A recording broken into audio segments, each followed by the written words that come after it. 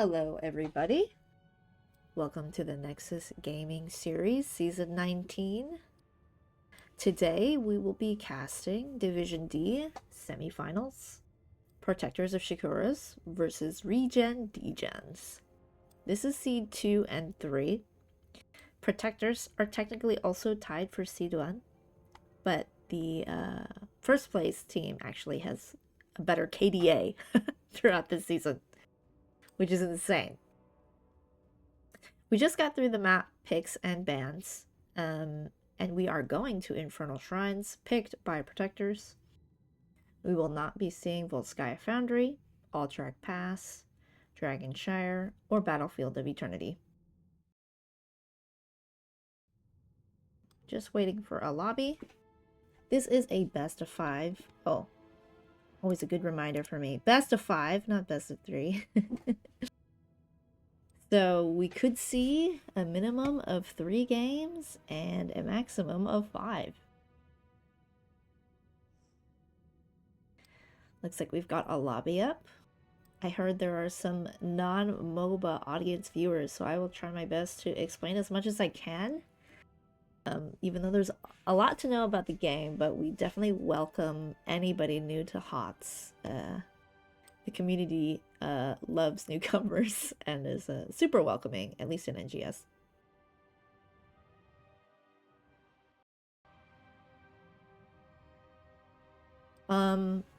Let's see. I guess I could start super basic about the game. MOBA, kind of like League of Legends. This one is a 5v5. Each team has a side of the map that they have structures on to defend. The cool thing about HOTS is that there are different types of maps, so different win conditions. So not every map's gonna have a base that you can destroy, like, you know, by hitting it. Sometimes you'll have to destroy it by, like, obtaining an item. But this map, there will be a base you can destroy. There are a few objectives in the middle that spawn every couple minutes. I don't actually know when the timers are, but the objective that spawns in the middle is like you kill a bunch of little minions and then you get this like super big guy to fight for you. He's got powers. We like to call him John Cena because he's punching everything. And it's super strong. It helps you push down the structures and get a lot of pressure on the map and in the lane. Hi, Hoku. And Taco. This stream has a delay, by the way, 30 seconds, so if I'm responding to chat, it may sound like it's a little late or early. Forget which direction that goes in. Just waiting on a couple more people in the lobby. A couple of notes about this division is that this division is quite small. There were only 7 teams, but the top 4 teams were super competitive, all within just a few points of each other. These 2 teams in particular were 39 points to 33. That is over 12 matches. And there's a point system. You can read all about it on the nexusgamingseries.org website. There's also like a bunch of rules. It's great. It's like the biggest amateur HOTS esports group in North America. But I will paste in chat if you want to take a look. You can see like the match history and whatnot.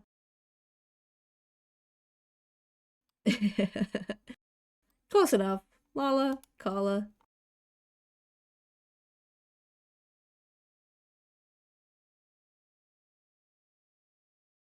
I'm super excited. I haven't cast these teams before, I don't think. I tried to do a little bit of scouting as to what heroes they like to run, at least during this season, because I know team players, team rosters kind of change between seasons, so I only took a look at this season.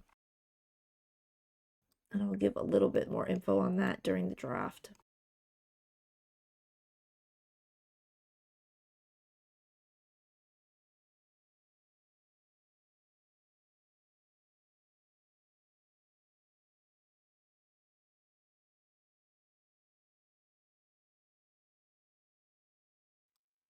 there was some friendly banter in the map picks and bans, and so it seems like these teams get along really well, which to me, I kind of intuitively feel like these games are going to be super close then, or they're going to at least have a bunch of fun. Lots of claims about spraying was made, so we'll see if they follow through.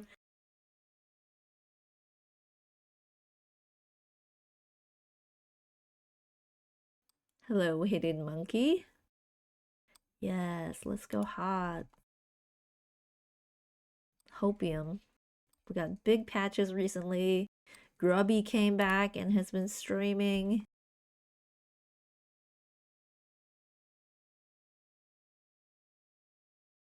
What are everybody's thoughts on the return of BlizzCon announcement?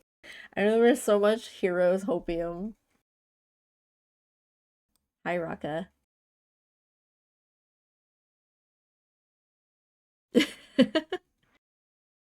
Is it my chat or is it your chat, Raka? Oh, I would love to see a Valera game. We just got our 10th person here in the lobby. Should be starting soon.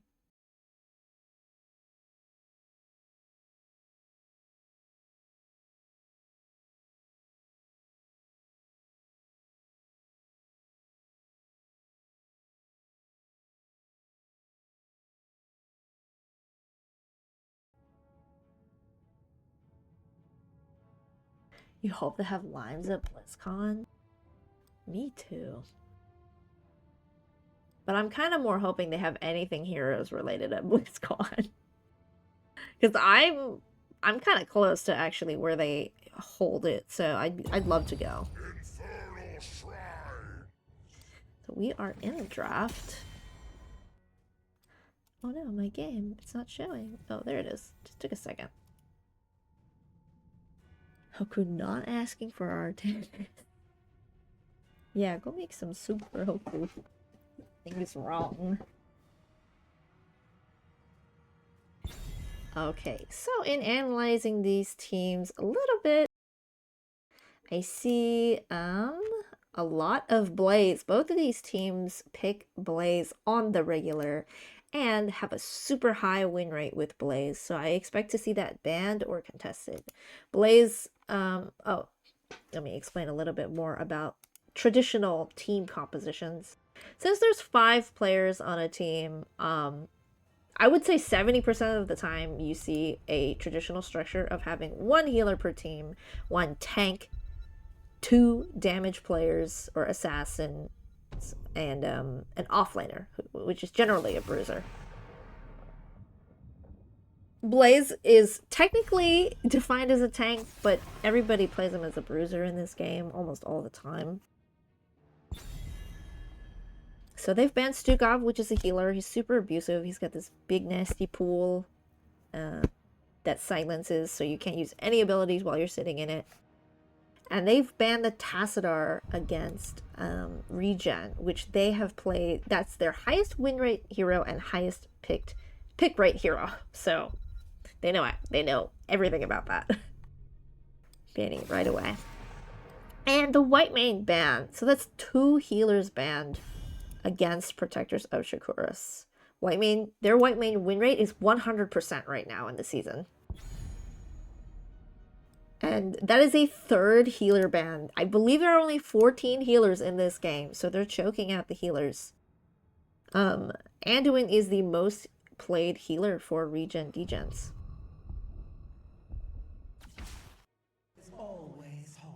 Ooh, and the Oriole pick. Okay, so that's 4 healers off the board. You know, it kind of feels like Protectors just gets whatever they get. I mean, if they don't pick a healer now, they might have to suffer a ban phase with more healers. So Protectors picking up their tank, which is Johanna, and Blaze, who's presumably their offlaner. Oriole just got a buff recently. Her healing numbers are insane right now, so she has a pretty high pick rate. Oh, you're planning to go to BlizzCon, Raka. Cool. ReGen gonna pick up Dahaka and Vala. Dahaka being their offlaner, he has a cool ability that lets him burrow or dig into any like bush on the map. So we call that global, a global ability where you can use it anywhere. It's really important for rotations, and when you're soaking a lane for experience, to be able to come to your team right away, especially when the other offlaner can't do that. And Vala's just a generally good damage dealer. You have to be able to punish her because she can kind of kite you. 14 Uther is a tank. I mean, are we even counting Lily as a healer now? Or she might as well just be a support instead of a healer. Okay. So Protector's gonna spend their last ban on a tank. ReGen hasn't picked a tank yet. They've banned Mei.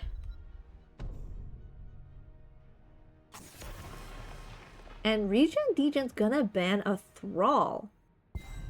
Thrall is a bruiser. He is often played as an assassin because his wave clear is not a great match for other bruisers. When you're an offlane slash bruiser in this game, you want to be able to clear the lanes quickly to get the experience and then return to your team as soon as possible. Here we go again.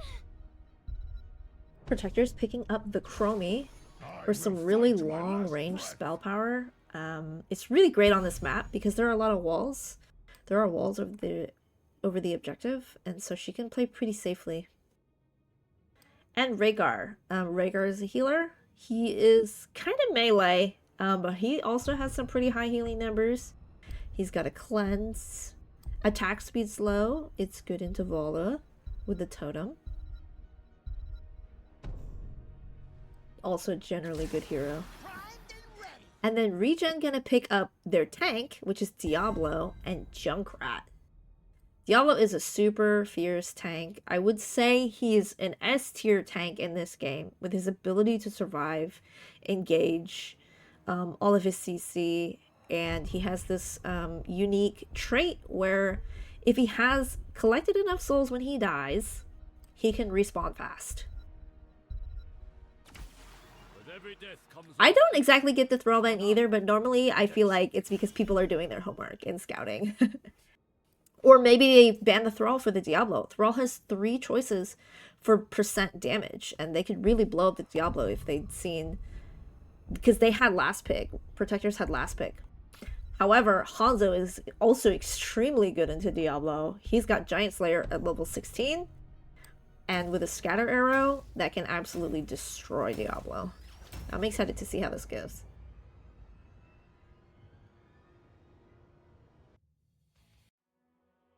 And we get to see their portrait synergy.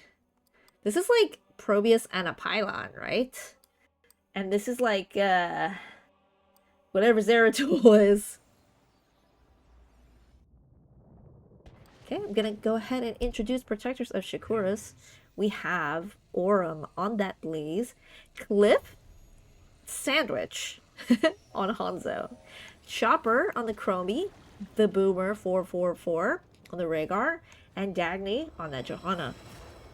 For ReGen DeGens, we've got Random Engineer on the Dahaka, Taco on the Diablo, Prosman Pat on the Junkrat, Velaravia on the Oriole, and Meow Meow Cats on that Vala. 3, 2, 1. To arms. You like both team comps, very poke heavy, could go either way. I definitely agree with that statement. These are all like commonly picked meta heroes, so depending on the execution of, you know, both teamwork and technical skill, it can really go either way. But then there's also some really important macro decisions to make on this map. You cannot ignore macro on this map. So we see this is auto attack Vala. Her level 1 is a gambit, so every time she dies, she loses some benefit here. There's a big stun, a jet prop onto the Junkrat, and that Hanzo and Chromie are going to deal so much damage as great follow-up. They have super long range damage. That's going to be first blood going to Protectors of Shakuras. Oriole is a really cool healer. Basically, she bestows hope on somebody, which is this little halo.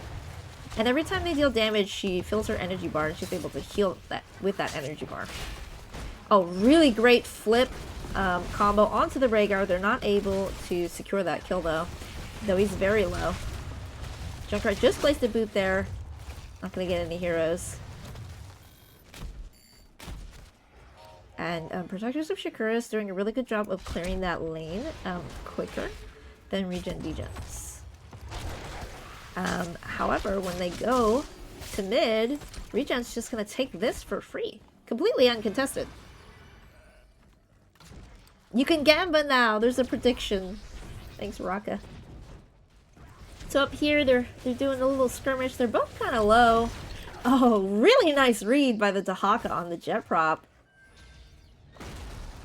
So this bottom camp is getting some value here. It's actually hitting Johanna and the minion wave. Sorry, there's a little bit of lag. Bet your points. So this camp is getting cleared out pretty much for free. Johanna getting flipped. There's a boop here, actually. Does she get hit by the boop? Oh my gosh, just narrowly dodges it. Very good sidesteps. And these camps are crashing in the middle. Looks like red team's camp kind of favors out here. But blue team gonna support the middle. The Haka actually still quite low. There's a flip onto the Rhaegar. Vala trying to follow up. But Vala needs to collect some stacks to increase her damage. A little bit of brawling up here again with the offlaners. The Haka gonna pop that essence. I'm not gonna have very much though, so...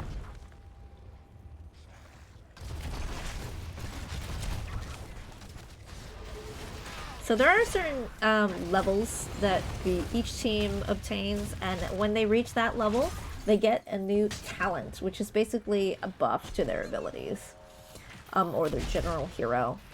And those levels are level 1, you pick a talent, level 4, 7, 10, 13, 16, and 20. Each one. Very important, but they're important for different heroes at different levels. So something cool about Chromie is she's just kind of like a master of time. She gets hers earlier. She gets hers 2 levels earlier. So she has her level 8 talent at level 6. This is Q-Build Hanzo, by the way, and Lost of Hope Johanna into that auto-attack Vala, but there's a massive jet propulsion onto 3 members within the oil. They're getting so incredibly chunked. Oriel is gonna fall, and I believe that Diablo is gonna fall too. Junkrat not quite dead, but check out this Hanzo back here. He's also getting chunked. It's 31 to 31 on the objective, but red team's out of juice. They're out of health, they're out of mana. Unfortunately, they're just gonna narrowly miss this objective, but Protectors of Shakuras getting that level 7 from those kills is gonna put them ahead. So this is a Mortar Punisher. It throws all these little fireballs to do some more siege damage. Also hits heroes, jumps on people, stuns them. I like the Haka pulling the minions here. That's actually really helpful for the defense here. And that is going to help them net that kill onto the Rhaegar. So nice defense. Overall, good teamwork. It's a triple stun by John Cena. Let's go. Ball is almost dead. And that's going to get about half the fort in mid lane there. That's kind of a lot. There's always hope, but sometimes less. Always than other times. I mean, that was a really big Blaze stun. Blaze is, I would say, the most contested offlaner. I mean, it is between both of these teams, but he's just got so much utility. There is a time trap in this bush, which Chromie can use to put somebody in stasis. Even her own team. So there is Chromie's ult, that temporal loop. It returns Diablo, the person loop, back to the position they were in a few seconds ago. Red team is super chunked, but they still want to keep fighting. They're doing a lot of damage. Chromie trying to hit that Vala, but Vala's seeing it right away and sidestepping it. Vala's getting a ton of auto attack stacks here. However, Dahaka, their offlaner, joined this fight, and so that means that they kind of missed out a little bit.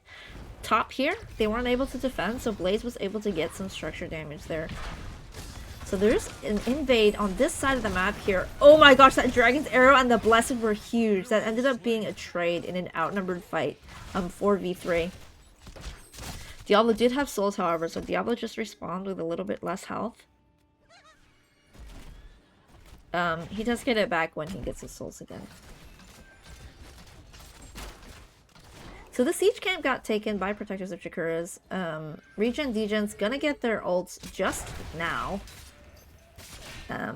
Let's see, protectors got there first, so I'll call those. That's Ancestral, Dragon's Arrow, Bunker, Blessed Shield, and Temporal Loop. Oh, the tanks are meeting in the bush. There's a combo onto the Hanzo by the Diablo, but the team wasn't quite ready for the follow-up. He's getting looped. He pops the Apocalypse for the defense, which actually saves his life. Ancestral getting pressed onto the Rhaegar to save their life from Dehaka. I know Blaze is in the mix. That was a 4v5, and it was a little bit of Diablo trying to engage, but due to the lack of follow-up, stepping out a bit too far, taking so much of his health bar. There's a wallbang onto the Chromie. Seems like Diablo knows their limits, though, for the most part. And those ults that we did see quite a few of for red team. Oh my gosh, huge time on the Johanna. There's a purge to cleanse her, but she actually still dies just based off the burst damage. Oriel gonna snag that kill. So this bruiser camp is getting taken by ReGen, DeGens. It's important to take camps before objectives because that means there are multiple things on the map that you're gonna have to deal with. So Blaze is going to do that now because they understand the importance of taking it before the objective. Oh, sorry. That was Apocalypse, Crystal Aegis, Isolation, Rain of Vengeance, and Riptire. Those are those 10s for ReGen, DeGens, who are going to get a head start on this objective here. Blaze and Johanna and Hanzo taking that camp. Blue team a little late, but they might get level 13 talent tier first. Blaze is getting super chunked by the camp. Oh my gosh, the ice up for the last hit, but the bunker is really, really good. Yes, Random Engineer is really good with those tongues. Just a massive Riptire after the combo onto the Rhaegar. Rhaegar just got Ancestral up. It's going to pop it on themselves. Blessed too to mitigate the damage from the Johanna. ReGen DeGens has all of the minions though. They're for sure going to get this objective. It's a Frozen Punisher, which we kind of consider to be the strongest one because it has the ability to turn structure damage off. So the jump of the Johanna, she's got Iron Skin, so it's not going to stun her. Chromie dishing out a ton of damage for the defense. And the Punisher's almost dead. That's insane. Johanna going into the enemy team to try and peel them off from pushing, but she's actually going to die. She got chain stunned by the Diablo and the Oriel. Very nice. Yeah, that was a sick bunker earlier. As their prize for killing the tank, ReGen DeGen's gonna take this neutral camp down here and bot. Self-ancestral, best ancestral. Sometimes I like freak out and then I forget self-casting is a thing. Like, I spent so long realizing that self-casting existed and then practicing it on myself, and then sometimes I just also forget that it exists. And then I'm like, I don't want to click myself over somebody else. So ReGen DeGens is going to pick up this siege camp as well. I really like that both of these teams are on top of getting camps when they are available. Camps are a super strong way to help destroy structures, whittle them down, so that when you do get the objective, it's less of an obstacle for you to push in. Okay, Diablo watching this rotation here, gets spotted by the Hanzo. There's a time trap onto him. He's pretty healthy. There are minions down here hitting the structures. Need more Laws of Hope stacks. 27 is pretty good for 10 minutes. Huge combo onto the Johanna. I believe she already used Iron Skin, the Dragon's Arrow, to kind of try and help her out. Time trap onto the Vala. But that's going to be another death for the Johanna. Oh, and they're just pushing. Pushing with no minions. The Haka is tanking it all. There's a Temporal Loop onto the Junkrat, but a full APOC combo onto the Chromie. She absolutely dies to the Junkrat damage. 4-person jet propulsion stun, and he's gonna take one gambit from Vala. That's insane. The value. Blaze is a tank. Another double stun. Huge. Buying time. Oh my gosh, that scatter was nuts. Buying time for his team to do damage. Very nice hold by that Blaze. stopping their push here and getting a counter kill. Angel Hope's Dope Rope of Nope is really good. Is that the trait though? Or no, it's the whip. Yep, it's the whip. I get it now. Gathers power. Claim it in my name. POS is a pretty funny ticker. Protectors of Shakuras. Point of sale? Okay, so there's a totem to slow the Diablo. He gets the wall bang onto the Blaze. The Blaze was going to jet propulsion. Oh my gosh, Oriole disappeared. She's gone, she's dead. Ball is gone, she's dead. The Hawk is gone. The Dino is dead. They're all falling under their tower. Blue team is tanking tower shots and still getting kills. And they get this hold fort. These Blaze stuns have been absolutely massive this game. There's a big combo onto the Johanna. She's tanking tower shots still. They want one more kill. Oh my gosh. The W healing. W healing saves Diablo. She wanted that globe. Had to get more law stacks. Wow, Protectors of Shakuras really just commanding their presence with the big stunts and the big burst follow-up. They're gonna get the head start on this objective here. Both teams are at even talent tiers, so red team has the option to contest, but they are saying it would be a little too late by the time we get there. We're just gonna go and try and get definitive structure damage. This fort is about halfway gone. They're gonna go for it. And they're gonna get it. So that objective is going down slowly. It looks like they want to get this fort out of the way first. They're prepping the lane for the objective, and they're actually holding it just a little. They're tagging this camp first. They want really, really massive pressure in this lane. This could potentially be game ending if ReGen DeGens loses any members. They're pulling the Diablo out. They stun him. The Punisher is on its way. The Crystal Aegis. Is it going to save Diablo? It's not. Diablo has souls, however. That was a lot of tools used. That was Temporal Loop plus a shield, Dragon's Arrow, Apocalypse, sorry, Crystal Aegis. There's a triple stun from the Punisher. This is under the fort though, so when you start attacking somebody, the fort will start defending by targeting you. So there's an instructional on the Johanna. Oh my gosh, the bunker for the Blaze. Is he gonna survive? He leaves with 500 health and they get a counter kill on this Junkrat because of John Cena and Chromie. That's actually insane that none of blue team died there. None of protectors died there. They had the massive push. The camp was actually an extremely good call. It net them the whole keep. Red team did get this camp earlier, and it's been doing some work down here. It got one tower, got nearly half the gate. But you don't want to be ReGen DeGens here having no keep. That means more catapults will spawn in this lane and eventually pressure your core. Thankfully, they have a global hero, which is Dahaka, so he can just keep clearing lanes, and whenever he needs to join the fight, if they have that global ability on cooldown, they can just come in whenever. That's why you picked Dahaka. Just more camps getting picked up while it's safe. Protectors of Shakuras is going to get their level 20 talent tier. That's the last talent tier you can get. It's at level 20. You don't get any more at 24 or 28. And they're usually really powerful.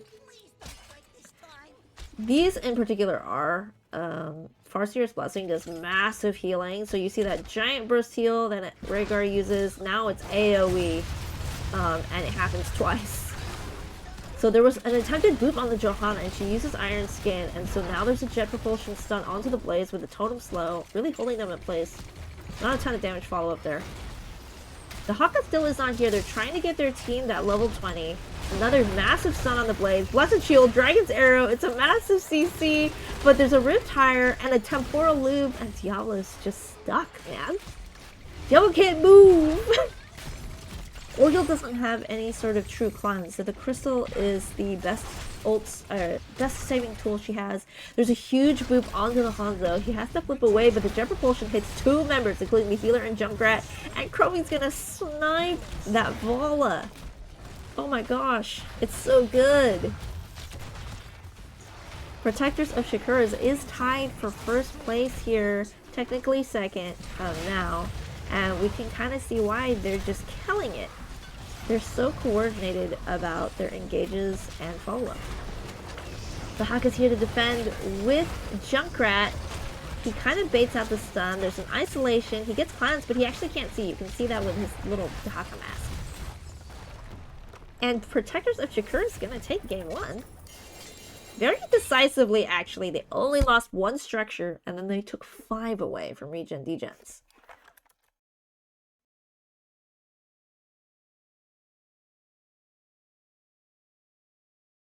Yeah, super decisive game.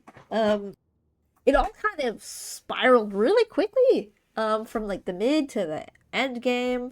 There were so many picks that Protectors got, even outnumbered. They were making really, really good trades. If we want to see the numbers here, we've got Rhaegar doing all that healing with that super AoE, area of effect ancestral. And Oriel, she just does a lot of healing in general. Our top damage numbers are going to Junkrat and Hanzo. Chromie not far behind, and then it's Blaze, and then it's Vala. So yes, Protectors of Shakuras won that first game. This is the best of 5. So, minimum 2 games we'll see more, but maximum of 4 more. You wish you had voted? Don't worry. Surely there will be more predictions in the next 2 or 4 games. 2, 3, or 4 games. It was a 17-minute game, which is a little fast for Infernal Shrines. On Rhaegar. Yeah. Take a look at these talents. This Hanzo actually did not go for that percent damage talent that I said would absolutely shred the Diablo, and they didn't need it. They held that Diablo down for a million years and did enough damage that they didn't need percent damage.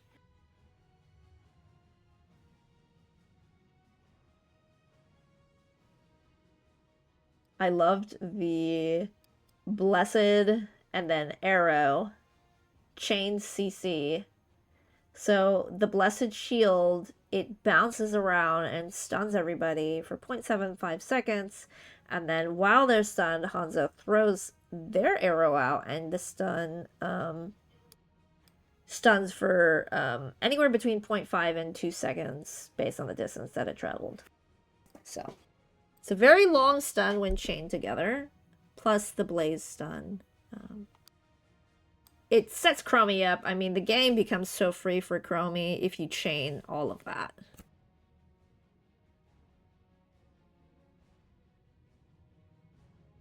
I mean, Joe didn't need these double blinds either at level 1. Excellent play. See what this next map is.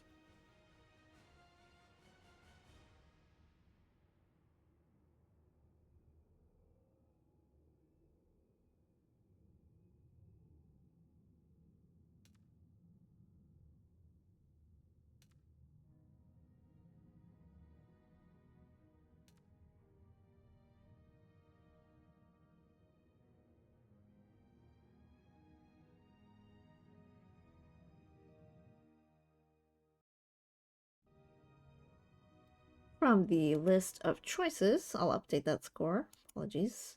Protectors of Shakuras did pick that map.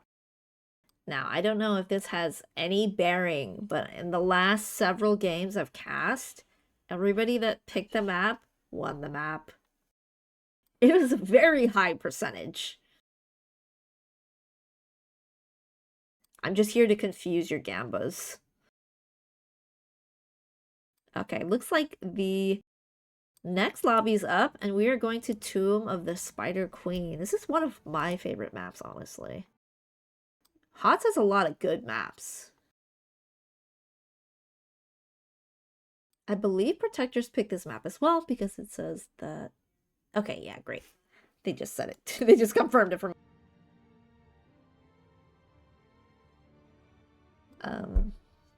Because here in the lobby screen, I can see who gets first pick. And ReGen is getting first hero pick in the draft. So, to me, that means that Protectors pick the map. Usually get one or the other here in NGS. It's not like, oh, you win, so, you know, you get everything. It's kind of, you trade back and forth. Helps the games become more competitive, I would say.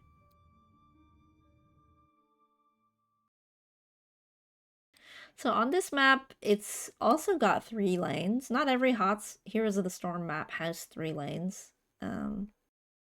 This one does, but the lanes are a little squished together. They're like not as tall as the other maps, so the time it takes to travel in between each lane, if you're going vertically, it's very short. In the lanes, there's gonna be minions like most of the other maps, and the back 3 spider minions will drop some gems. You're gonna need to collect a certain amount of those as each team, and then turn them in to the Spider Queen, and then she'll like summon a bunch of stuff for you in every lane. Hi, Blue. I know you're casting later. Everybody go check out Blue out later. I said that right. I totally said that right. Words. They will be casting also Div D. We're both casting Div D tonight. Cosmos versus Phoenix Rising Amethyst. There's only 4 teams here in the playoffs. So it's these 2 teams and those 2 teams. So if you want to know everything that's happening in Div B, watch both of these streams. That one's going on in about half an hour. Maybe you have both up. Let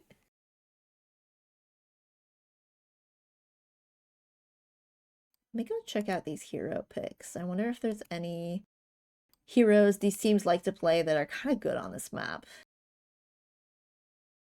Johanna being one that was played last map. She's super good on this map.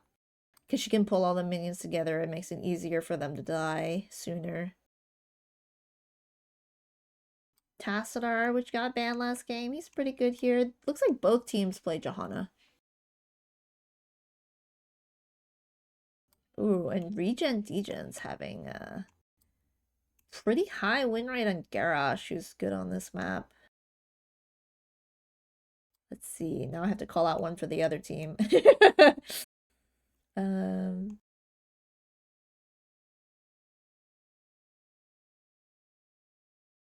Wow, they have a lot of heroes they play that are 100%. Whitemane was played 4 times at 100%.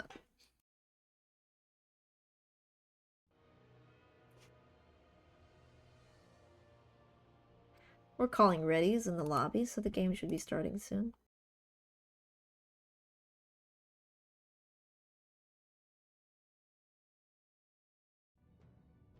Okay, looks like we're getting into it. They're counting down. Tomb of the Spider Queen. Dude, you gotta love the voice acting in this game. And all the art and the emotes, the animations. It may be a dead game, but we still love it.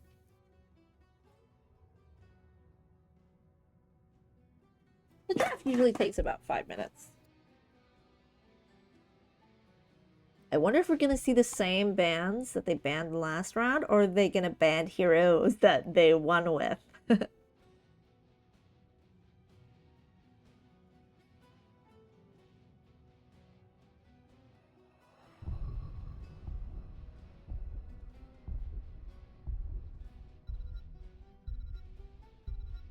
I always feel like the timer is so short when I'm like on the team that's doing the banning. When I'm watching, I'm like, oh, they're taking their sweet time. They're gonna take that same first ban, which is Stukov. Protectors of Shakuras is gonna do the same. That's Tassadar. Let me check out that win rate for Stukov for protectors.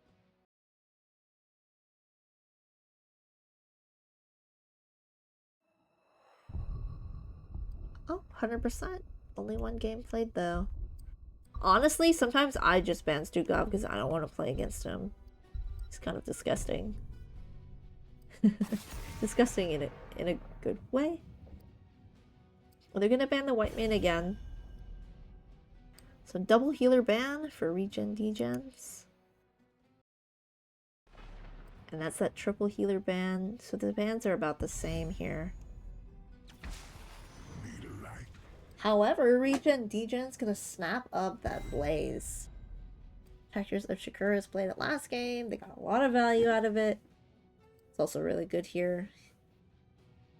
We need to nerf Blaze, right guys? Blizzard, Microsoft, are you out there? Bunker's a little too strong. You can cast it even when you're silenced. Ooh, and Protector's gonna snap off that Oriole. But they're gonna take Hogger as their offlaner since they don't get Blaze.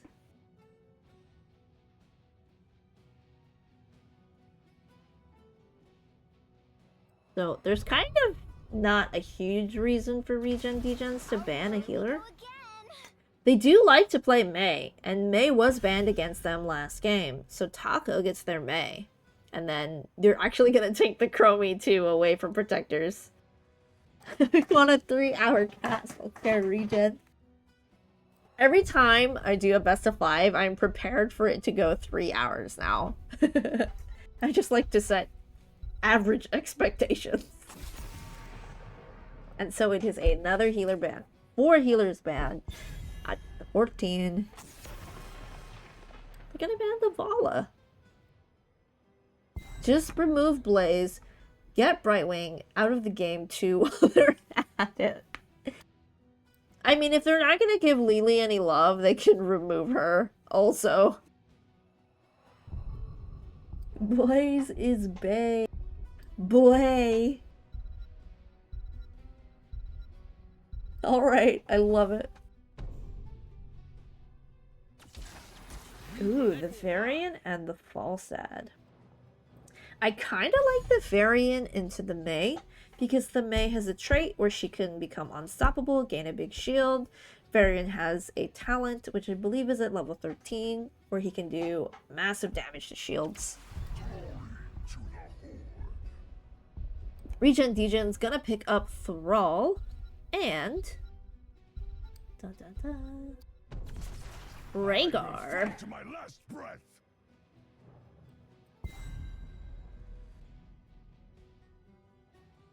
Falstad is a super competitive pick because of his ult, actually, which is Gust. Basically, you just blow a bunch of wind and their whole team is gone. And at level 20, you can do it for 4 seconds and lock them into a wall.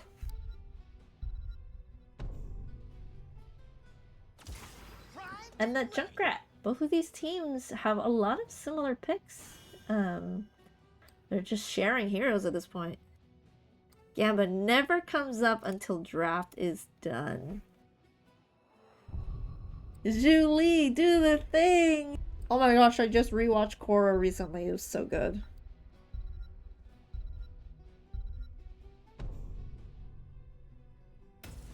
I clearly do not live in Nevada. Wait, what did I say? Are you talking to me?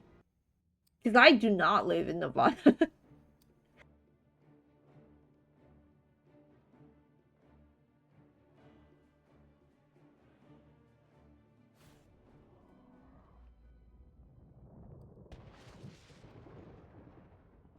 Alright, I'll take turns introducing these teams. So for ReGen DeGens, we've got Random Engineer on the Blaze, Taco playing Mei, Prosman Pat playing Chromie, Velaravia on the Rhaegar, and Meow Meow Cats on that Thrall. For Protectors of Shakuras, we've got the Boomer 444 on Oriole, Chopper playing the Junkrat, Cliff Sandwich on that Falstad, Orem on the Hogger, and Dagny on the Variant. They've got some fun things going on in chat. See if they actually... There's the vision. Okay, he's dancing? He's dancing? Praying? Nice combo onto the Hogger. Follow up root by the Thrall. Hogger's super duper chunked here, but Blade's actually getting booped and pops the Power Mania for that 40 armor. Blue team super chunked, but they're doing a bit of chunking of their own, and then massive combo stun onto the Thrall. Joker had 20 health, was able to get... Oh, he actually died, sorry. May also dying here too. So that is a 2 for 1 in favor of Protectors of Shakuras. So they're going to be able to start clearing those lanes a little more quickly. Got mid, going top.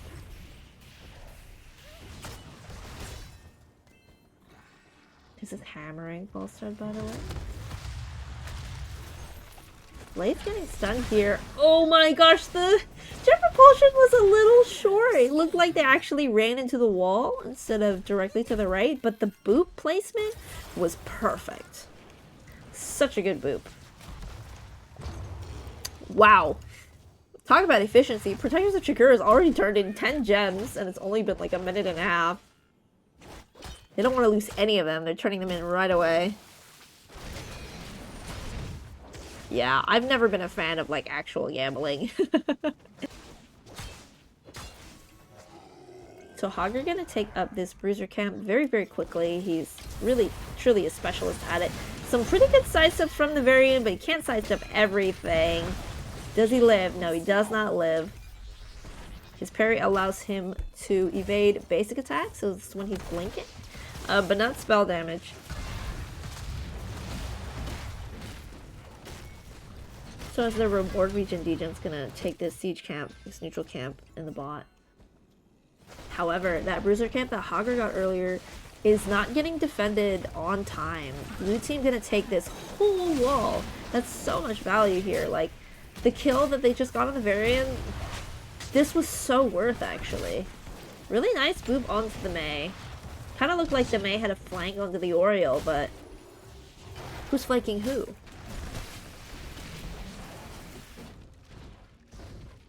Hogger trying to clear out this siege camp that red team got, but having a little trouble into the Blaze. Blaze is super tanky and does some decent damage, getting a nice stun, and the siege camp's actually hitting the Hogger for he's helping him. Some gems turned in by the Rhaegar, and now this bruiser camp's getting picked up by Thrall and Chromie.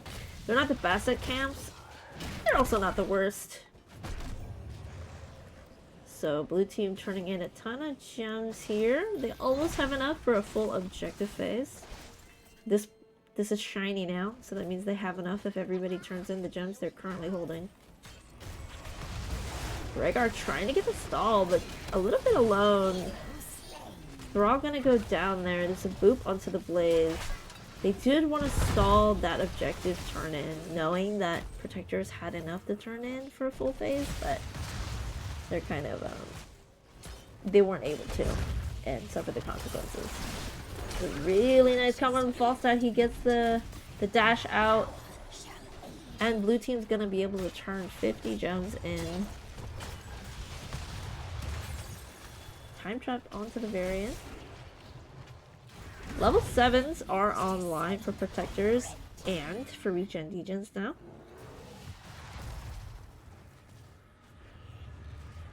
So they're kind of looking mid lane here. Super nice stun onto the Rhaegar, who gets taunted after the whip. There's a Mei Blizzard, which is really nice defense. 30 health on that Rhaegar. Sorry, 31. Ah, the Rhaegar's gone. Did the Rhaegar just die to the Web Weaver? They said GG, I'm bad. There's a boop onto the Mei, but doesn't end up getting booped. Blue team super trying to defend here. But this mid fort is taking a lot of damage. Thrall doesn't have the best wave clear here. They're gonna get taunted under the tower and die. And this Web Weaver is still alive. Hogger did a decent job of defending bot. However, top did not see much defense here.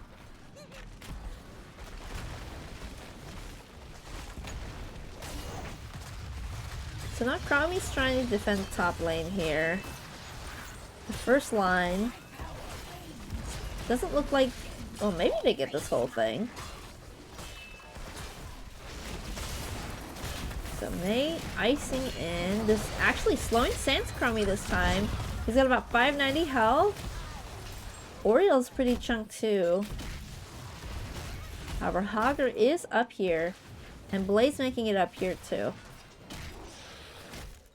Protectors of Shakuras built a really nice experience lead here. They are almost level 10. Wow, really nice boot to interrupt the Blaze stun, but Varian going in to defend that turn-in also suffers the consequences here. Red team really wants this turn-in, and they were grouped as 5. Hogger is taking this structure, though, during all that.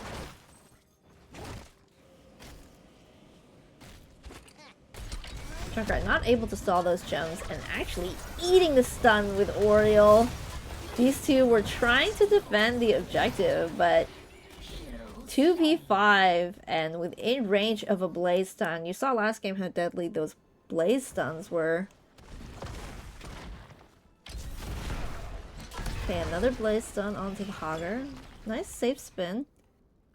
Only 6 more gems for Red team to get a full objective phase, and I believe Blaze is holding the majority of those.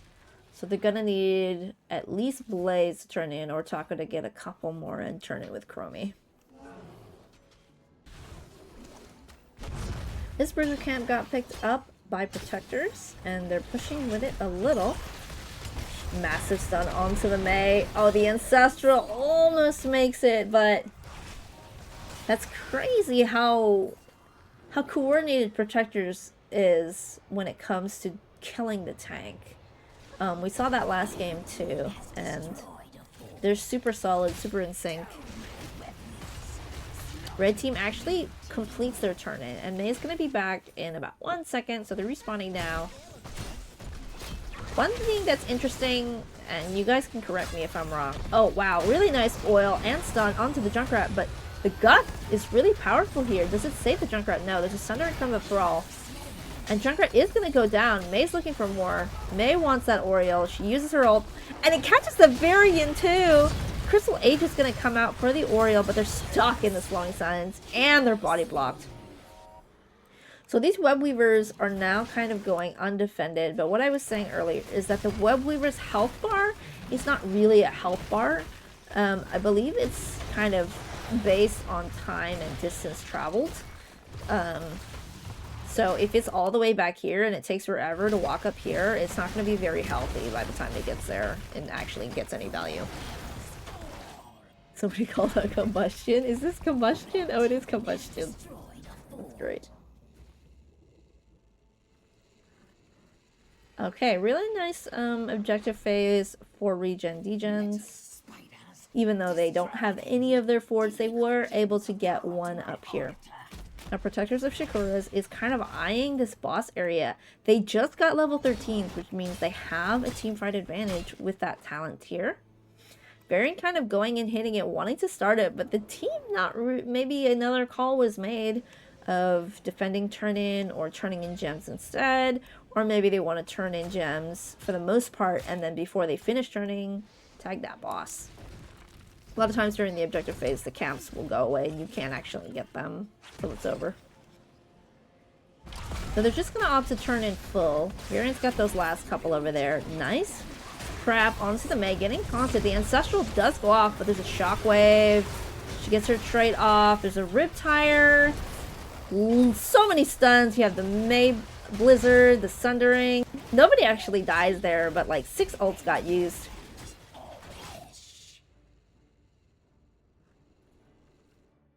Not a fan of combustion. I mean, it has its place. Generally, people go bunker though, just because of, you know, it's like a whole team cleanse basically, and you can use it even in like the weirdest CC, despite, you know. Okay, so Junkrat's the only one caught in that avalanche there. There's a boop that actually kind of traps this Mei here, but they miss the whip. She pops a trait so she doesn't get taunted. She's gonna live. Nice save. They probably didn't notice that boop there. Oriole is doing so much healing. This Web Weaver's got a quarter of its quote-unquote health left. Talk about engaging on this Oriole. Oriole has already used Whip, and that's kind of like her only saving tool. She's in the Slowing Sands. She's in the Blizzard. She will most likely die here. Oh my gosh. Okay, but I keep False here. False Ted and Hager pushing mid, and Blaze the only one to defend both of them and the objective. Oriole saying, my life for Shakuras. Equest on Thrall. Into this comp, you think that's illegal? It's a little hard, yeah. Into the Junkrat and Varian. Wow. Red team super bold. Gonna look at this boss. Hager's all the way down here, so even if blue team decides to contest, it's a 4v5. The Riptire going straight out. Are they gonna gust this? Can they gust it? I don't think there's an angle here for the gust, and so that's Varian going down. That's Junkrat going down. Oh my gosh, Hager almost knocked them into the Junkrat bombs.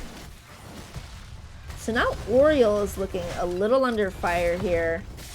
Oriole's gonna go down too. This is crazy. I mean, you almost have Winions on core here for blue team, and so you see them walking back here, but they could have gotten so much structure damage here had they pushed.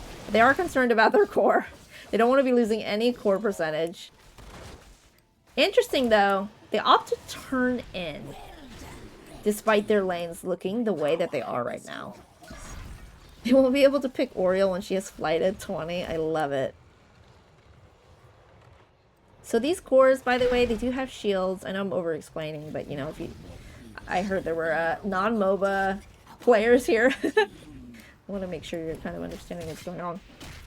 Yeah, it does have shields, so it doesn't start losing health right away. But the shields regenerate. The health does not. Oh, they almost have that combo onto the Junkrat. He actually gets the self-boop for the defense. And Oriole gets booped in, but she actually gets the 3-person avalanche.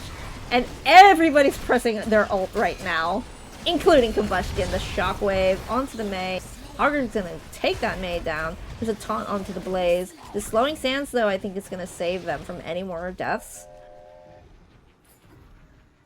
That was insane. We still don't know who's engaging on who. Just think of the macro, bait them to one turn in, fly to the other, turn in before they can rotate. True. I know somebody that likes to play offlane Oriole with that talent. Oh, that time trap. And the Slowing Sands, massive taunt onto the Rhaegar here. Ooh, I'm not sure the Rhaegar is gonna live. Gonna pop the Ancestral. They're gonna live there. The Root not quite landing onto the Varian. Okay, so this Bruiser Camp is getting stolen by Protectors of Shakuras. How much does Red Team want to play for it? There's a trap and a boot from Junkrat. Some pretty big minion waves down here. They are going to die pretty soon, but they are getting some structure damage. So Mei is going in, tries to combo this Oriole here, gets Shockwave by the Hager. She's losing a lot of health very, very quickly. The Riptire up. Don't even need a Riptire. Falsehead's gonna seal that kill.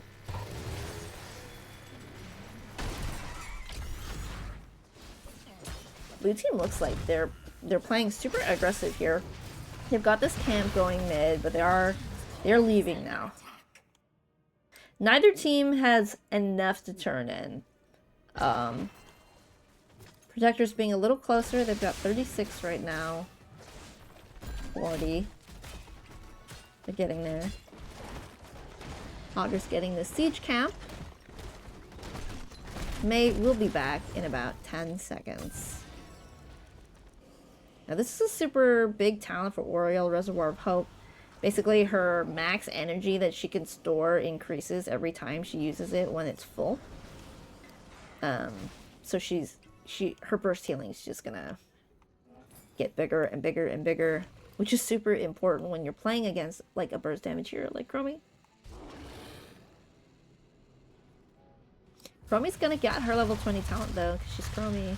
She's gonna take Piercing Sands. So now her Q doesn't only hit the first enemy. It goes through all of them and hits all of them. ReGen, DeGens playing on the back foot here. Protectors of Shakuras very, very close to level 20.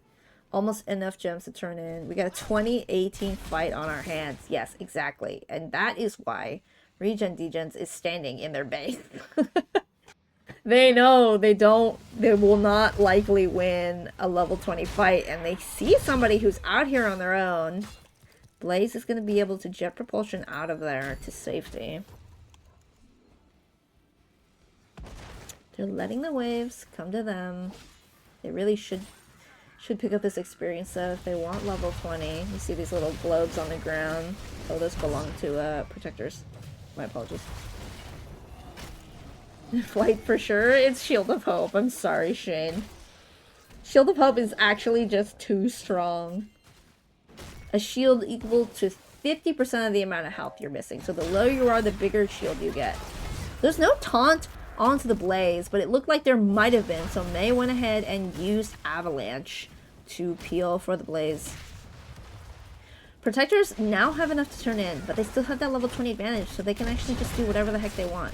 They're going for boss, and Chromie sees this with her level 1 Time Walker's Pursuit. She's got vision on them. And what are ReGen, DeGens going to do? They're going to try and turn in. They just got enough. So the turn in will hopefully help them with this boss defense. And are they going to get it before Varian does? Varian is going to finish it before Red Team. That is an extremely huge push for Protectors. US needs to fight now? I mean, it's already 20s. I know I have a delay, so you probably said that earlier. But yes, it is looking very bad for ReGen, DeGens. There's no bunker on that Blaze, so he kind of went in. He's a little looking dead. The boss, it's losing its health. It's got a third of it left. Oh my gosh, there's a stun onto the Chromie and the Thrall. However, they're both alive. The Slowing Sands, the Ancestral is not quite gonna connect. There's a no control by the Hogger. The Ancestral went on a 10-second timer, so he still has it. And this core is gone. So that's game 2 going to Protectors of Shakuras. That's match point.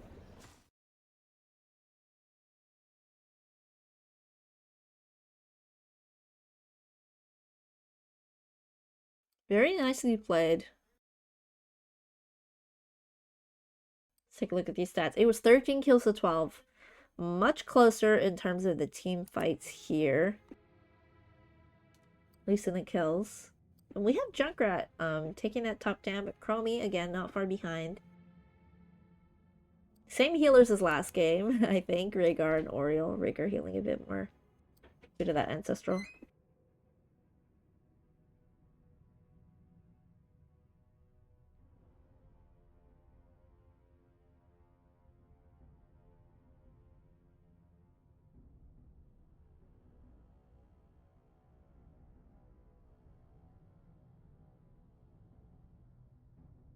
Yeah, that was definitely a good game. Okay, sorry about that.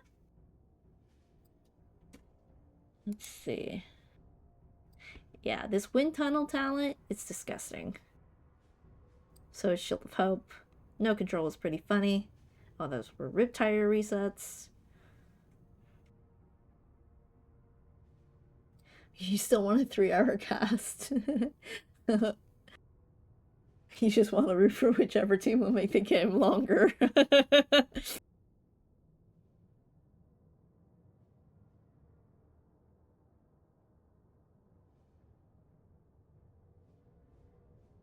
Nicely played. Let's see. Varian did end up taking this Shattering Throw. I'm sorry I didn't pay attention to it earlier in the game. It says, activate the throw sword at a target hero that deals 50 damage. Just 50. However, if they have shields, it says up to 1400 bonus damage to a shield. Let's see. Oh, looks like we've got a new lobby open, and that's gonna be Braxis. We actually love Braxis here. Braxis is a 2-lane map. So the pacing of the game is a little quicker. And it looks like ReGen DeGens picked this map. You're rooting for good odds. Is anyone cheering for you?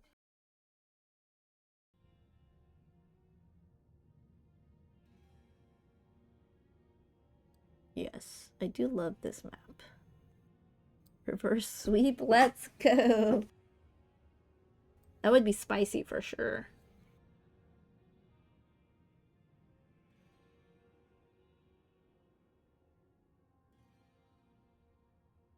Yes, Braxis Pog. And Braxis kind of brings out some heroes I feel like some people don't normally play. Like, you'll see, like, a Phoenix here because he has Planet Cracker, and Planet Cracker, like, if you get it at a decent angle, you can just rip the objective, like, all the Zerg that comes pushing down when the objective phases up. You'll see people also like Genji, Falstad, Medivh with their ability to jump over walls and rotate really quickly to kind of outnumber the person that's in the off lane. So it becomes a 2v1 really fast without the other team noticing.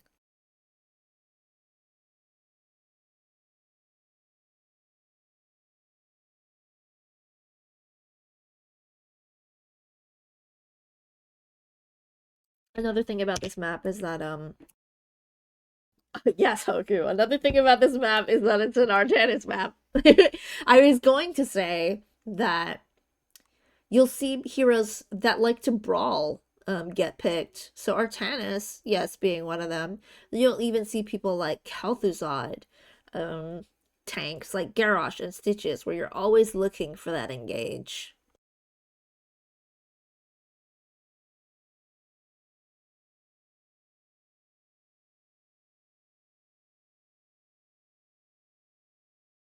Today I learned that you could have a separate tab of just a specific Twitch chat. It's very useful. Normally I have it like in my OBS, but that's like when you connect your account. Since we're streaming on NGS here, I was like, how do I see chat while I'm in the game? Without having the stream up because my internet's not very good actually, so I try not to have like multiple streams pulling. Chen versus Artanis is infinite stacks. I've seen some crazy stuff here in the offlane. I've seen an Ana versus Artanis in the offlane. Ana's like a long range healer. And it works! Sometimes you'll see like Deathwing, or Rexar, Kira. It's such a fun map. It is a little fast though. Everything's kind of clumped up in the middle. And sometimes it feels like even when you get a kill advantage, the map is so small. And the timers aren't that long in the earlier parts of the game that it's like you can't ever get like a super big advantage. You used to have the most scuffed setup. You had one monitor to chat up on your phone while you cast it. Okay. Yeah, I kind of get that vibe. I mean, like, I understand. Like, sometimes I have, like, if I'm having microphone issues, I'll just have, like, Discord on my phone. It is kind of scuffed.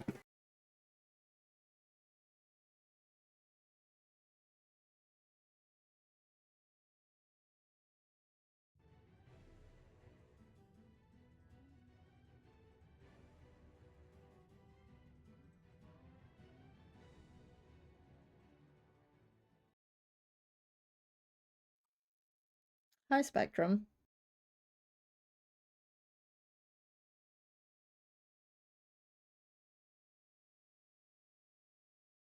So ReGen DeGens picked this map. I'm curious to see if they'll win it, because that then will be 3 for 3 on map picks equals map win.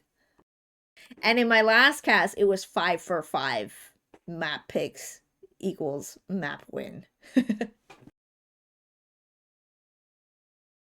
When game 5 rolls around, I'm not going to tell you who picks the map if we're still at 100%.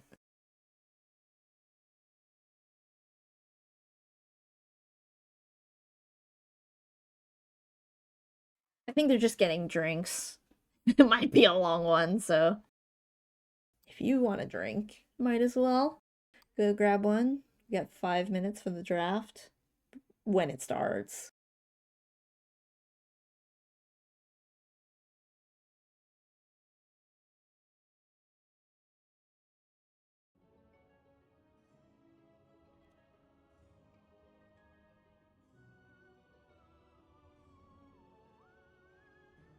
Looks like we're calling ready in the lobby.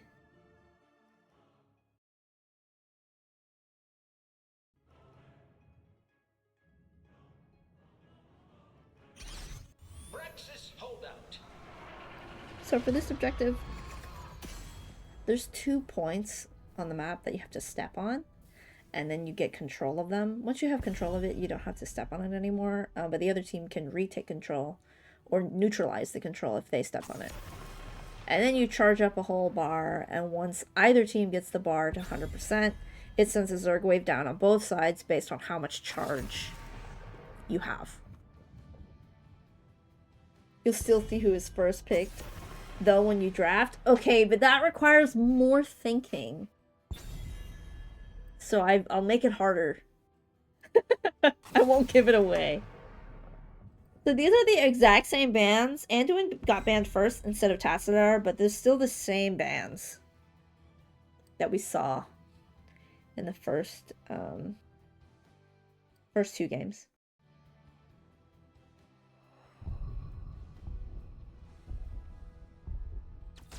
The crusade calls. Johanna gets picked up here. Johanna's pretty good. One thing that enables teams on this map is to stay in the fight as long as possible. Stay on that point. She has Unstoppable and a big shield that makes her quite tanky. That's her draw here. Brightwing is a nice pickup here. She has the ability, a global ability, to phase shift onto any teammate and heal them for a large amount. They also pick up the Junkrat. And the Protector is going to pick up Tahaka, who also has a global ability, and Malfurion. We haven't seen Malfurion yet in this series, so I'm excited for that.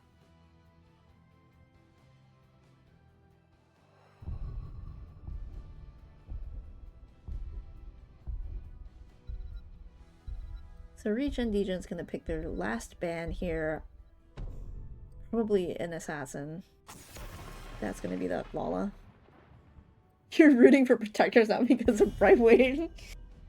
Not gonna lie, I get it.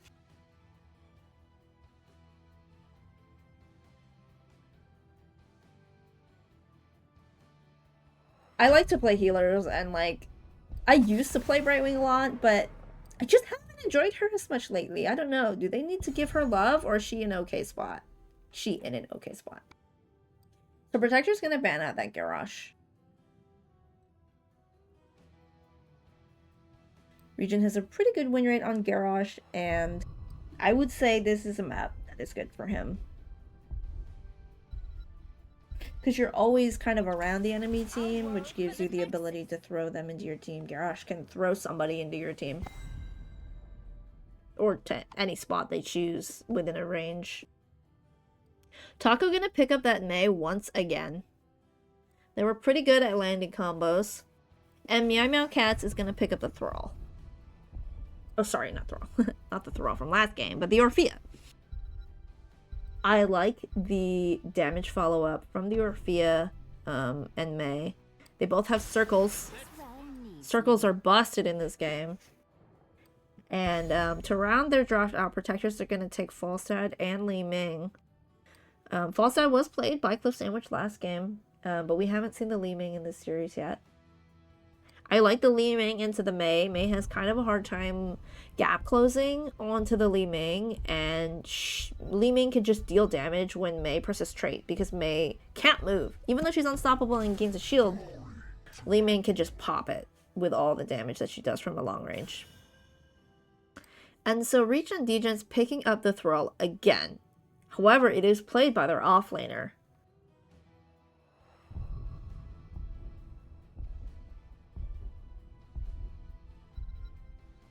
Who who wins in a best of 5? This Protectors of Shakuras team or the 2021 Protectors of Ire? I don't know what the A is.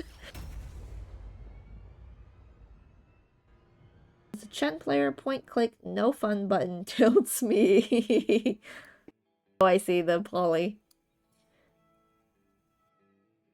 You guys have insider information. Okay, I will introduce Protectors of Shakuras first. We've got the Boomer 444 on that Malfurion, Aurum on the Dahaka, Chopper on that Li Ming, Dagny on the Johanna, and Clip Sandwich on the Falstad. For ReGen DeGens, we've got Frostman Pat on that Junkrat, Taco on the May, Random Engineer on the Thrall, Velaravia on the Brightwing, and Meow Meow Cats on that Orphea. 5, 4, 3. It's going to be that percent damage talent at level 1 for the Thrall. And this is Hyper Shift, so every minion death that happens in Brightwing's vicinity will reduce the cooldown of her global, her phase shift, by 0.5 seconds. So she's going to be able to jump from lane to lane or do a big burst heal more often. This is generally the meta talent that everybody takes because it's such a strong ability. Both tanks kind of engaging on the wave here. Orphea doing a ton of damage. She's opted to go this E-build level 1, where if you hit 3 people with it, you complete this quest, and it does 50% more damage. Taking the quest as it is does 50%, but then you get another 50% by hitting 3 people with it. Oh, there it is!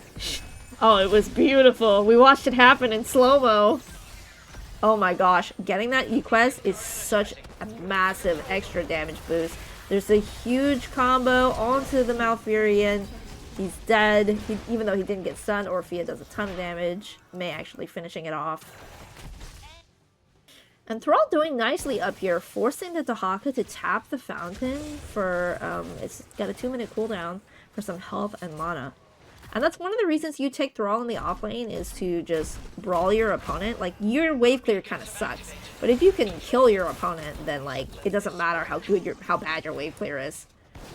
However, check out Falstad up here.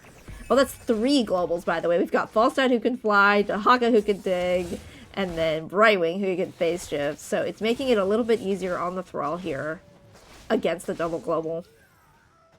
They are going to play safe, though. Brightwing came back up here to try and help retake this point. Using the poly here. Trying to get away. Oh, very nice double root by the Thrall. He's doing a ton of damage, but Brightwing gonna take back that point. That's gonna mean some channel here for the red team. However, May taking a bunch of tower shots into that Mouth root, and so Mouth's gonna step on this, take it back. And Falstad's gonna step on this. Dahaka did burrow bot, so that makes this a 2v1 against the Falstad. So that means ReGen DeGens is gonna take back their point. As you can see on these bars on the right side here, ReGen DeGens has 20%, Shakuras has 10%. And no matter what, when either team reaches 100%, they keep the percentage that the max percentage they capped for. And they just get whatever they get when the Zerg comes out, based on that percentage. Is it weird to me that Dahaka can dig through the map faster than Falstad can fly over it? I'd love to just see that happen underground. Just like this like slithering dino going at like light speed.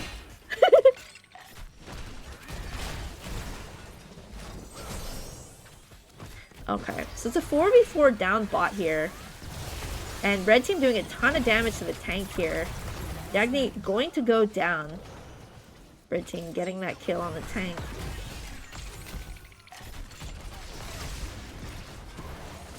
Oh my gosh, a big root and orb onto the Orphea. She does get cleansed, so she doesn't fall asleep after.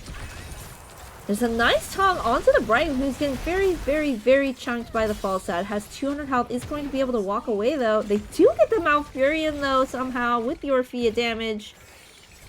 The Haka trying to run away from that Junkrat trap that's chasing him. Gonna pop all that essence and get a pretty big health bar back, but gets stunned. Still alive. So, red team capped the objective for full. 100%. They have this massive wave, and if you want to compare that to the 18% that's up here, is very baby. Looks like Boomer's Mountain Dew is not helping them play. So this is going to get a lot. I suspect this will get the whole fort based on how Protectors defend it, but it might be that the objective is so strong that they can't clear it. The back ones are doing some range, so it's a little harder to get up there.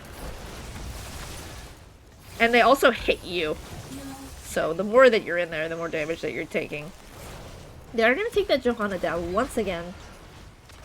And the fort is dying slowly. I like actually how they move Junkrat up here. Junkrat's pretty safe, pretty good into Dahaka, and good wave clear. They sent Junkrat to do the wave clear, and they're gonna pick up that fall stat as well. Up here in Li Ming, not gonna be able to save this. And so that Zerg is still alive, not by much though. That's a almost a full level lead for ReGen DeGens. Really good boobs from the junk, yes. Especially, you know, once you realize that Johanna doesn't have her unstoppable button anymore, you can really take advantage of her.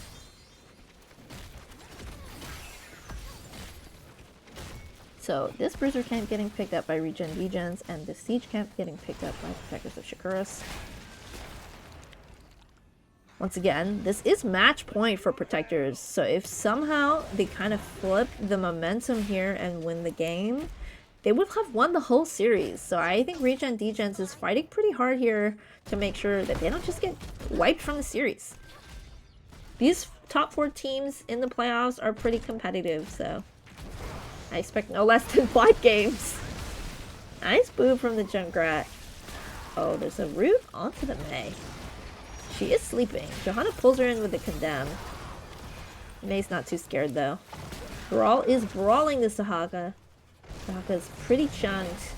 They are going to pop the essence though and get the really, really good tongue, and the minions are actually doing a ton of damage to the Thrall.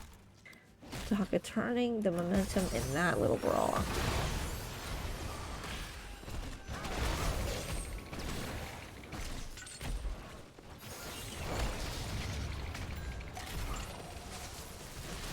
Mei is generally a defensive tank. They're having a hard time pushing into this. Jo is really looking for that Brightwing though. She once again gets away with 200 health. That's quite a few hammering stacks for the Falstad. Apologies for the lag.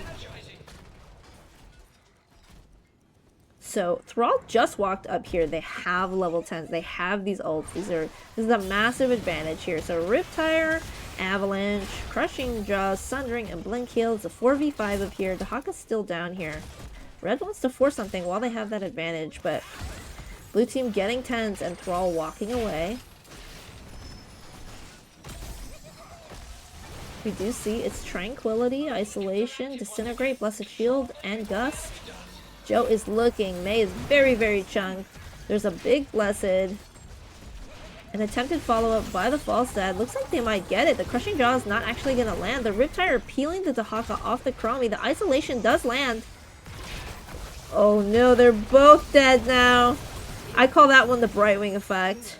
When you blink in to try and help, and then you also die. It works really well with the Brightwing Butterfly skin.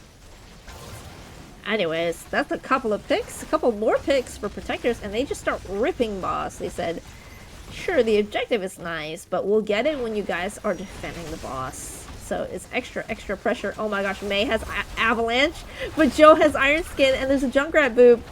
And they're not going to be able to jump on it, but they did use a couple of tools there. Random Engineer wants to stall this cap, and they are going to be able to once it's a 2v1. Junkrat and Orphea working on destroying this boss so it doesn't take too much from their structures. And while this is happening, this is a forced defense, basically. So they're counter-pushing up here, knowing that they have to deal with boss down there. But Brightwing getting the Z up after the Sundering, and they are able to kill that Malfurion. It's the 1v1, Orphea versus Johanna.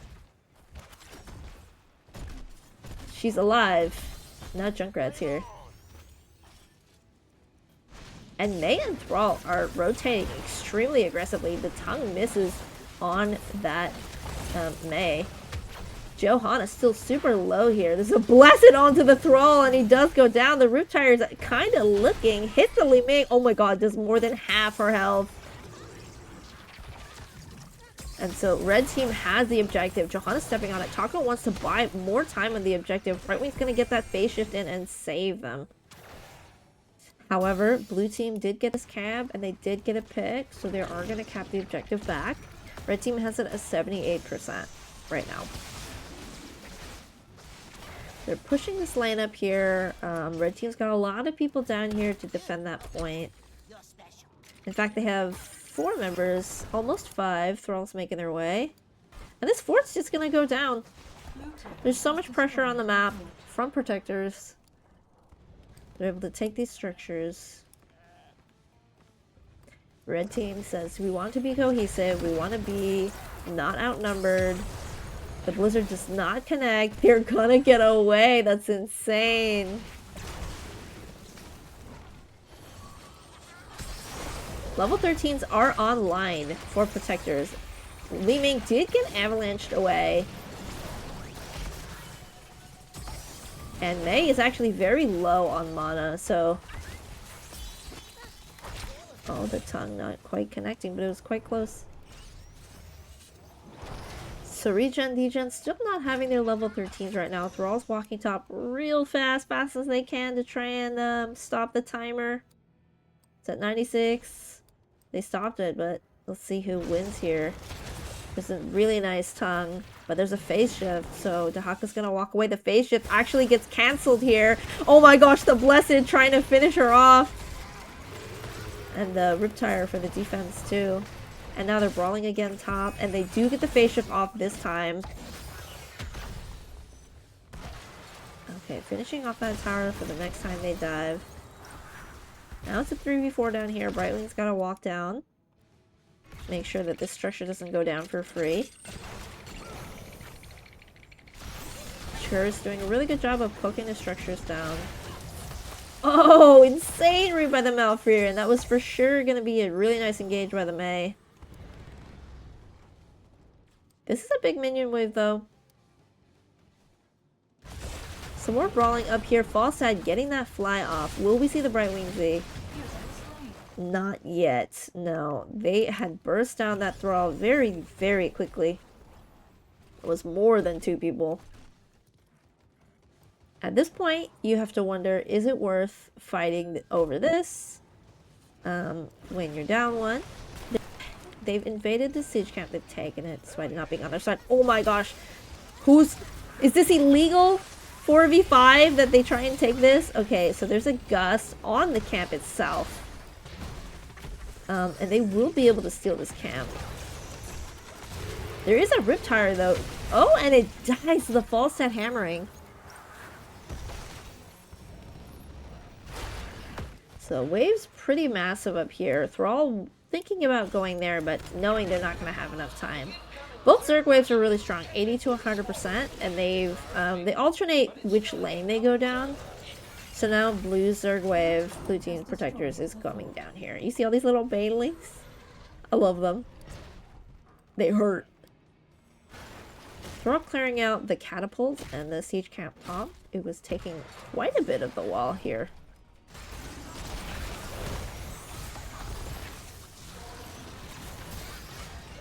So this wall is going down very, very quickly. Mei looking for an engage. Not quite getting the Li Ming. Settling for the Haka, which is a really nice polymorph actually with the boop.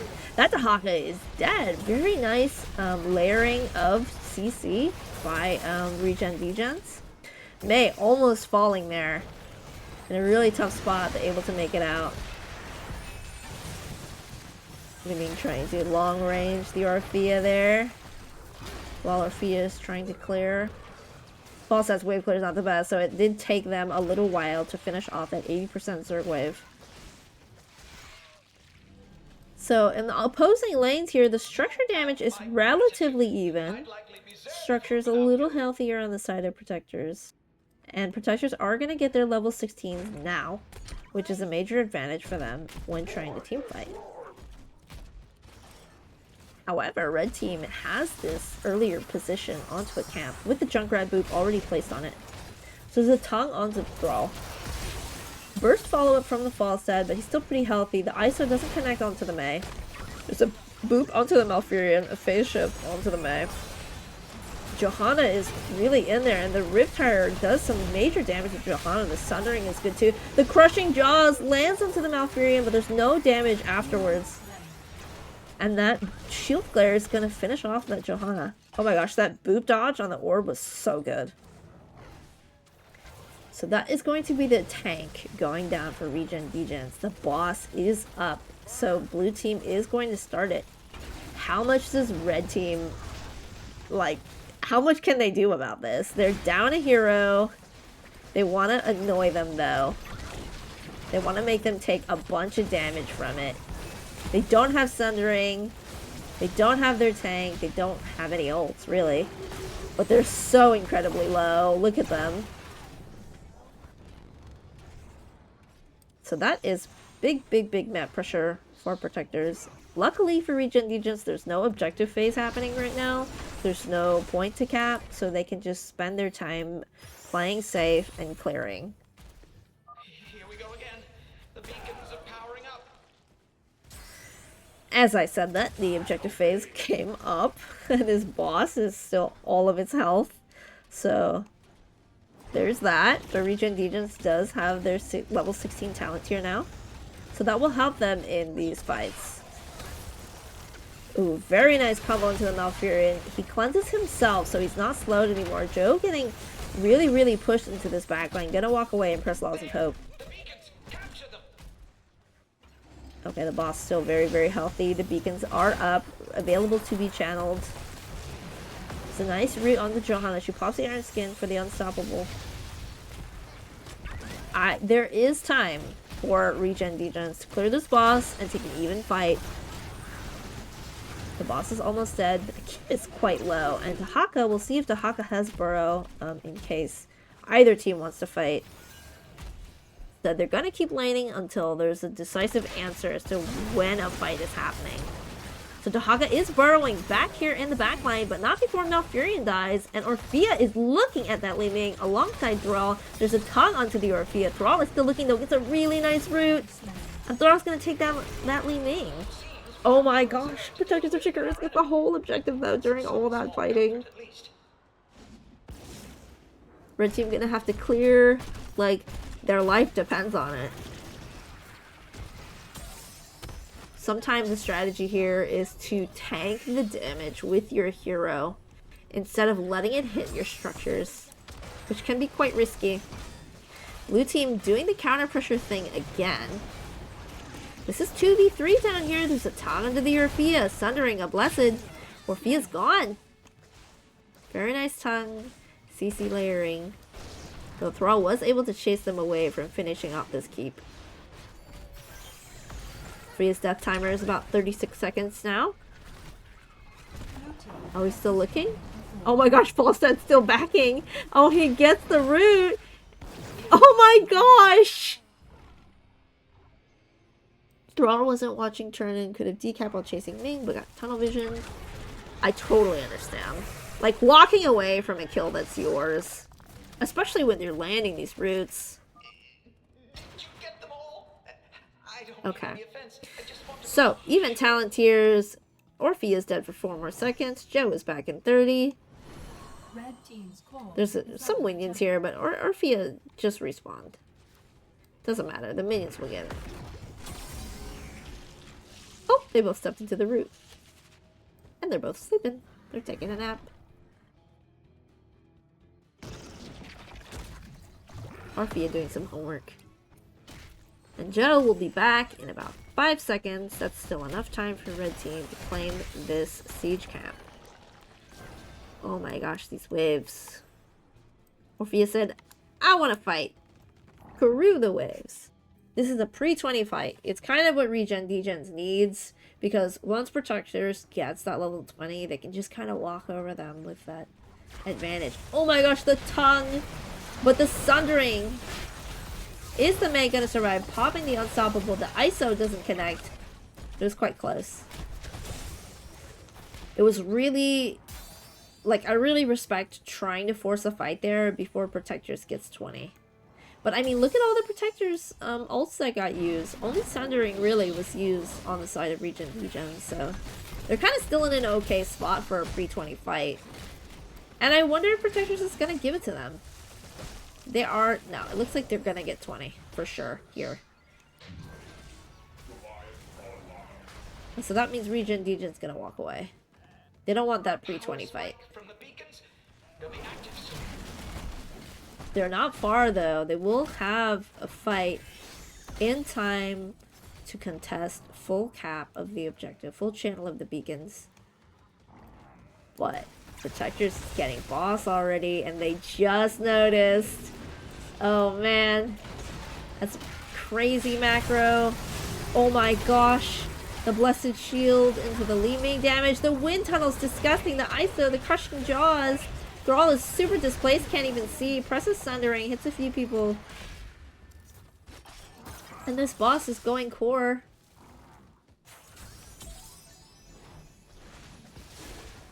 It's still holdable. From me starting the burn, I believe this keep is super dead.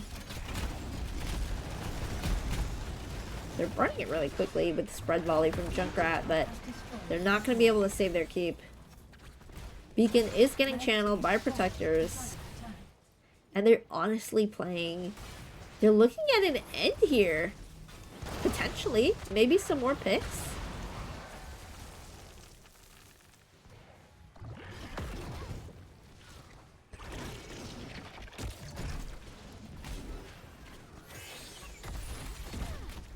Okay, red team letting the full channel go through.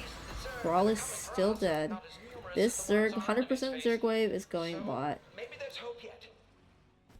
That's where we will see most of the action. ReGen gonna have to clear as much as they can. There's a root onto the Mei, a tongue onto the Mei, there's a Sundering, a phase shift. The phase shift is just a hair too late. He did so much burst damage to the Li Ming. She's gone for a full minute. They have to defend 4v5 against the Zerg wave and the enemy team. Oh my gosh, another tongue! One onto the Thrall who has to blink out. The Riptire. And they've got Riptire resets so they can use it again if they hit 3 people. Oh my gosh, the Riptires. He has it again. He got 3 more people. These Riptires are insane, but it's really not enough. And that's going to be a 3-0 going to Protectors of Shakuras.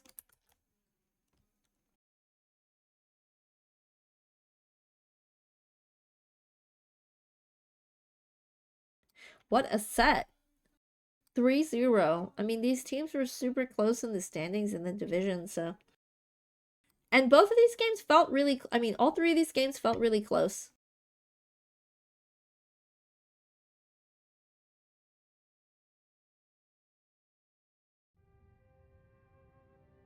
Very, very even healing by both of these healers. So the whole series is going to Protectors of Shakuras. They will be in the top 2. They will play in the finals of Division D. Yeah, really nice set of games. We'll see if they want an interview.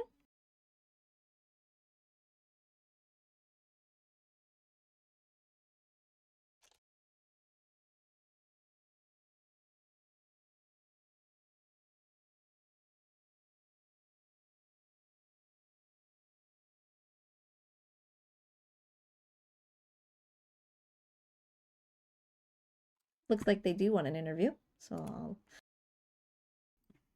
speak with them shortly. Hello, hello. Hi.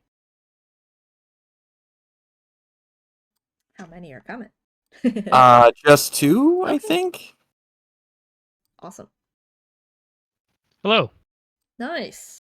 Nice 3-0 in the semifinals. Thank you. Very, Thank you. very nice. How close do these games feel? Probably closer than they looked. I don't know. I was scared. Yeah, I felt like they were close, but there's like definitely super pivotal moments where it's like, dang, that could be a snowball, you know, or hmm Yeah, I felt like game 3 was probably the closest. yeah, I was kind of expecting to see more games, just based on how close it was. They've been close all season. Yeah. Yeah, ReGen DeGens has been a thorn in our side all year. Yeah, I mean, your guys' standings in Div D super duper close, so hmm good games to watch. And I loved all the maps that were picked. These are great maps. Yes. Unfortunately, we both play our better maps. Like, they don't really play Tomb. We don't really play Volskaya, but we can. And it's just that, it happens that we banned Volskaya and they didn't ban Tomb. So I don't Oh, know. I We'll take see. it, I guess. Okay. Well, I like to go backwards, so because it's Okay. freshest. Is Braxis a map that you guys play kind of often? I feel like a lot of teams ignore this map and they just ban it because they don't like playing on it. Yeah. The only team that beats us on this map is ReGen DeGens. Oh, I see. It's really messed up. I was watching our Braxis games today. Like, how did they win? What's going on? Um, and I don't know what we did different. I think we just locked in. I guess like we just started playing better and really finally took a Braxis off of them. Yeah, the Yeah. last one was super frustrating because we had it ahead the whole game the last time we played on Braxis against them, and we just fumbled it. So coming back to Braxis on their call was it was good to feel. It felt good to win against them there. Nice. That Yes. must have been cathartic. I mean, you guys got some like insane staggers like so often, you know, I stopped counting. Yeah. Sometimes they just walk at us, and sometimes we just walk at them. Uh-huh. Really, I don't know. I feel like it's I don't want to say stamina, but like I I can see. only focus for so long. Yeah. Like I really didn't want to play anymore. Definitely like attrition, you know? Just hmm like not playing at your like peak. I mean, it's been like, you know, a couple hours already and you played the quarterfinals. This is semis, is the best of 5. Yeah, I totally get it. But I mean, you guys have some really great synergy following up on and layering CC, so that was exciting to watch. I feel Well, thank like you. that was something that put you kind of ahead a lot of the time was when you guys decided you wanted to pick, you really worked together for it. Yeah. Yeah, That's just doing reps. That's all that was. Nice. and also getting Chopper into the fold mid-season. Yeah. Nice. Chopper's been a He huge boon for us. So yeah like a new he player. has melded. Yeah, Yeah. Oh, okay. Very interesting. Cool. Yeah, I feel like because there are so many assassins, like you kind of have to get to know your assassin players and like just like the few heroes that they play because you can't just like pick an assassin and be like, "Oh, hey, can you just play this one this game?" Like because it works with our comp. Yeah. The fun part is Chopper plays all the really annoying ones. Like Like if Tracer? we're like not Tracer, almost all the really annoying Hmm. ones. We're like, hey, he tries out and he's like, yeah, I play Genji, and I'm like, you play, yeah, well, you're coming to a Braxis team, buddy. You better play Genji. And they didn't play Genji this game though. I know. I got in, like, we got into the map, and I went, oh no, we forgot. Yeah. That would have been a much better Zerg clear, but I mean, you guys hardly had to clear the Zerg after the first one. hmm But I mean, you also Yeah, had false dead, so you didn't really need to like rotate like crazy. I mean, you had double globals. Yeah, despite the small map, being able to just swap whoever's in whatever lane is nice. I know Orm only came down once or twice, but I Mhm. think we sent Cliff up quite often. That's Yeah. only like 3 times. 3 times? I don't know. 5 times swapping back and forth, that's all you need. Yeah, I mean, even forcing Brightwing to leave just to defend top it's a pretty good strategy. It helps your Yeah. push bot. Yeah, it was a pretty clean game for the most part, and I liked the decisive boss calls. Like by the time the red team figured out that's what you were doing, they were like, "Oh no, it's too late." Yeah, it's already over. There's a pile of leaves on the ground and a Johanna in their face. Like, Yeah. I'm sorry, buddy, it's done. Okay, going backwards, game 2, Tomb of the Spider Queen. hmm Oh man. I feel like you guys did you lose any structure minus top fort?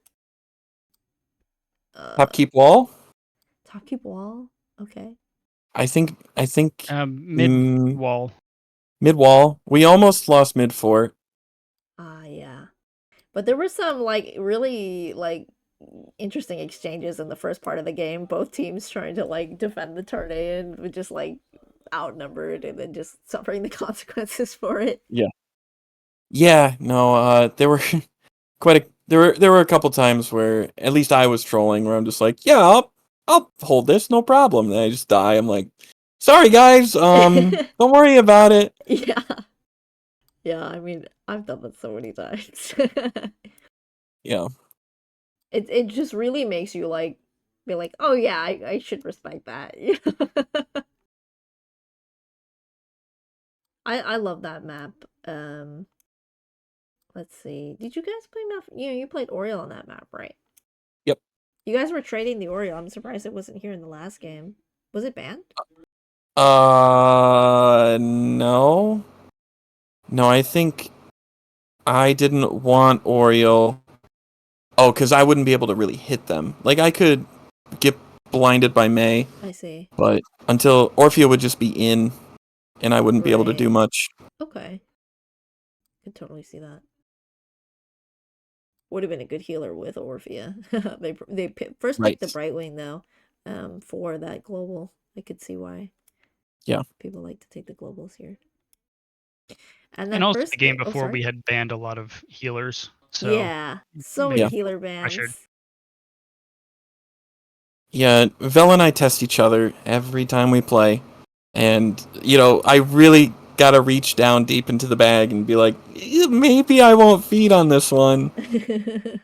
And game 2 and 3 looked kinda sketchy. All right, game 1, Infernal Shrines. That's also a classic NGS map. I'm trying to hmm remember what you guys played.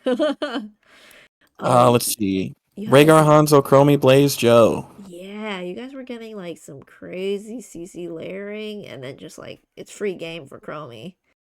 Yeah. Diablo was sad that game. Yeah, there was one in mid keep. He got looped. I don't know, threw a bunch of stuff into him.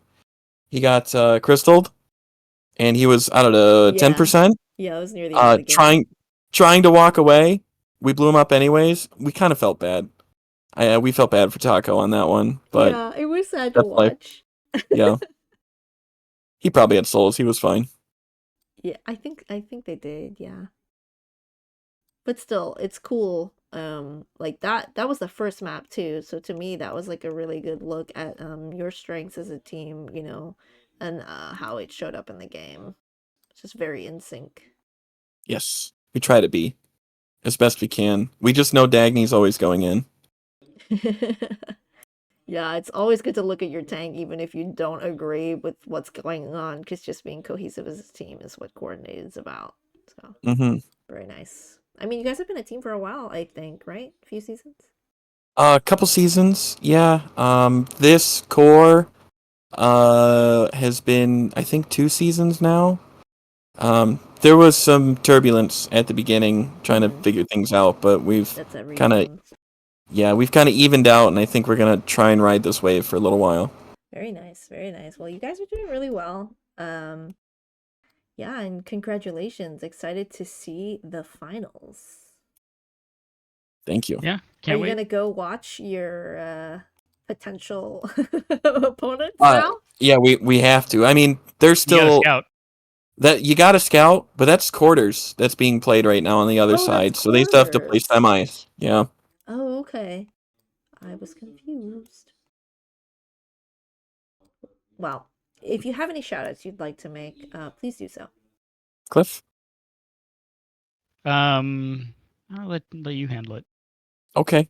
Um, sounds good. I'll get anybody that you forget. Okay. I'm gonna go with everybody. That way Cliff doesn't get anything. Dang. I know. No. Thank you for casting. We really appreciate it. Thanks NGS for putting us on the big screen. Hi, Mom. We appreciate all of you guys watching. We always enjoy playing. So thank you to the other team for showing up and showing out. And these games were kind of puckers, so you know they're clenchers, man. Like they were close. It was not an easy 3-0. We deeply appreciate all of you coming out, and couldn't do it without you guys. And I'll just throw in all the NGS staff. There we go. Hey. Well, thanks for interviewing with me, and good luck in the rest of your games this season. Thank you. Thanks so much. Yeah, of course. Have a great night. You too. You too. Well, that will be it for my stream today. Thanks all for joining us in the semis here for Div D. There is a Div D quarterfinals going on right now at let me just say the link out loud and you'll totally get there. That's Twitch TV / Eternally Blue TV. Hopefully I remember that. But there's also a series going on by Ace, I believe, on Nexus Gaming Series 2. So either we raid or you just type those in. Oh, we're raiding Nexus Gaming Series 2.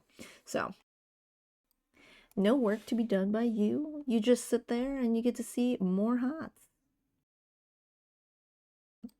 Thanks again, and see you next time.